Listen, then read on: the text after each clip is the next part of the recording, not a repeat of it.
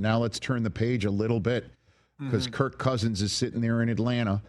And now that we're after the draft and we've seen teams get quarterbacks, and again, some of them are in a quarterback draft class that has been considered lighter than usual.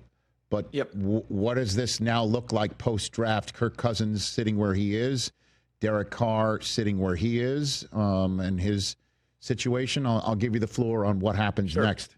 Here. Sure. Well, I mean, as has been the case for the last month, I guess a lot hinges on Aaron Rodgers and what happens with him.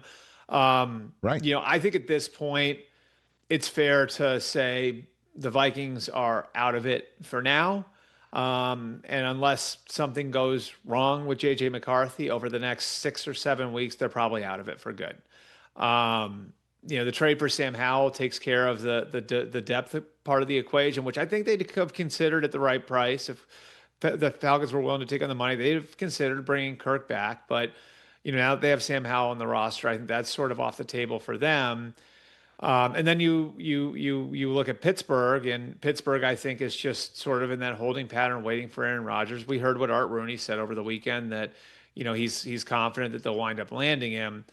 And if Pittsburgh's off the table, I mean, now for Kirk, you're sort of in this, you're waiting for someone to get hurt. You know what I mean? I think that's sort of where they are.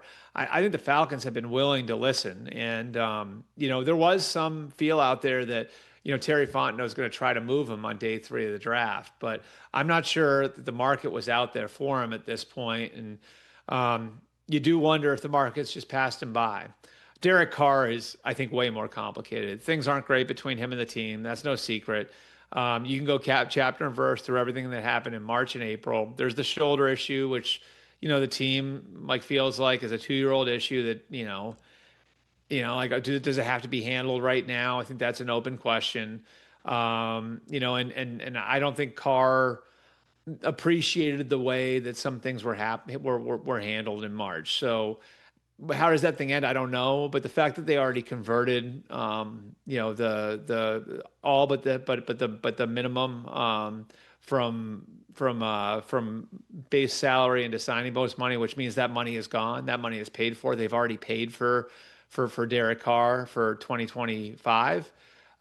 Tells me it's going to be really hard for anybody to get Derek Carr out of there. Well, again, if there's no landing spots jumping out at you for Kirk Cousins, there clearly wouldn't be one for Derek Carr. And when you see Spencer Rattler in year 2, Tyler Shuck now fresh to the equation, and I know they're, not everybody's really liking each other right now. I mean, if whatever could be going on right here with his arm and can get fixed, I mean, wouldn't New Orleans be the spot for Derek Carr?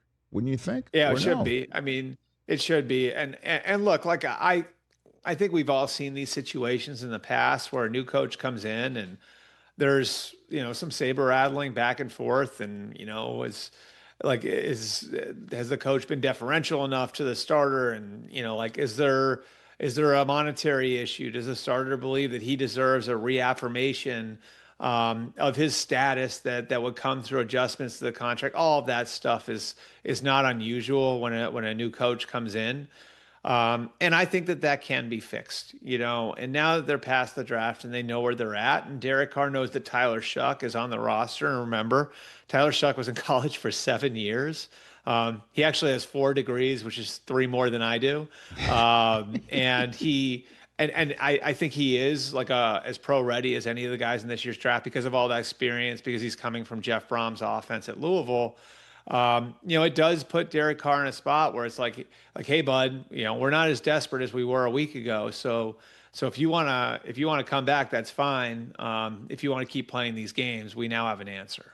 Catch the Rich Eisen Show live weekdays from 12 to 3 p.m. Eastern on Roku Sports Channel in the U.S.